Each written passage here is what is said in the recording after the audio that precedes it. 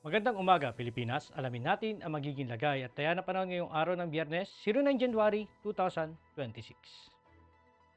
Para sa ating synoptic situation, tatlong weather system nga ang nakakaapekto sa ating bansa. Una na dito yung shear line na nakakaapekto dito sa silangang bahagi ng Southern Luzon. At Northeast Monsoon or hanging amihan na siya nakakaapekto naman sa natitirang bahagi ng Luzon. At easterly sumainit na hangin na nanggagaling sa dagat Pasipiko ang siya nakakaapekto naman dito sa Visayas at Mindanao. Para sa ating general area forecast, asahan nga natin na maulap na kalangitan na may kalat-kalat na pag-ulan, partikular na nga dito sa Aurora, Bulacan, Laguna, Rizal, Quezon at Bulacan, dulot nga ng Northeast Monsoon. At sa Metro Manila, Cordillera Administrative Region at ang titirang bahagi ng Calabarzon ay asahan din natin na maulap na kalangitan na may mahihinang pag-ulan. At sa Ilocos Region at ang titirang bahagi ng Central Luzon ay makakaranas naman ng bahagyang maulap hanggang sa maulap na kalangitan na may pulupulong mahihinang pag-ulan dulot din ng Northeast Monsoon. At dito naman sa may Bicol Region at sa may Eastern Visayas, asahan naman natin na maulap na kalangitan na may kalat-kalat na pag-ulan, pagkulog at pagkidlat dulot naman ng shear line at easterlies. At sa titirang bahagi ng Visayas at sa buong Mindanao ay makakaranas ng bahagyang maulap hanggang sa maulap na kalangitan na may pulupulong pag-ulan, pagkulog o pagkidlat. Para naman sa ating flight level wind chart, asahan natin na dominante pa rin sa 2,500 to 5,000 feet ang northeasterly wind flow dulot naman ng northeast monsoon.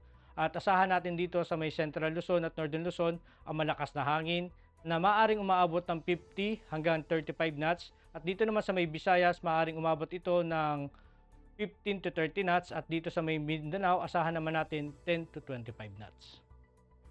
Dito naman sa 10,000 to 18,000 feet, asahan pa rin natin na dominante dito sa may Northern Luzon yung northeasterly wind flow. At dito naman sa may part ng Central Luzon ay nagkakaroon tayo ng convergence zone dito sa may Central hanggang Southern Luzon. At dito naman sa may Visayas at Mindanao ay pagkakaroon natin ng easterly wind. Dito sa may Northern Luzon, maaaring umabot ang hangin natin ng 25 at maaaring umabot ng hanggang 45 knots. At sa may parte naman ng Visayas ay maaaring umabot ng 15 hanggang 35 knots at may Mindanao ay maaaring umabot ng 10 hanggang 25 knots.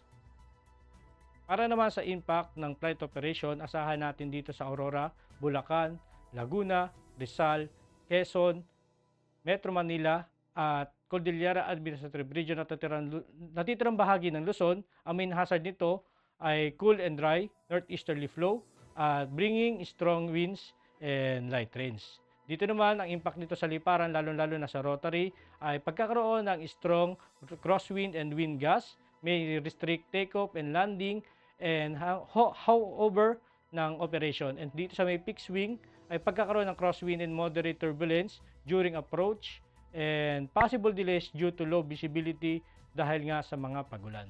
Dito naman sa Bicol Region and Northern Samar, asahan natin dito ang main hazard, ang pagkakaroon ng converging winds producing cloudiness and embedded thunderstorm.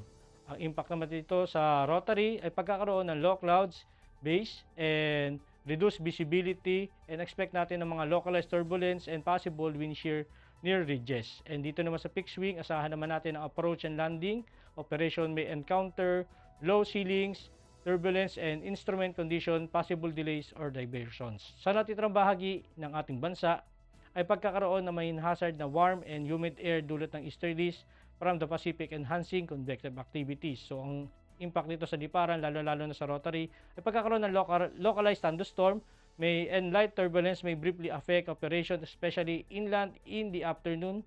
And dito sa fixed wing, general fair weather naman tayo with possible isolated Charlie Bravos and causing na short-term delays or turbulence. Ang araw ay sumikat kanina 0624 at lulubog mamayang 1743. Meron naman tayong 61% decreasing moon illumination.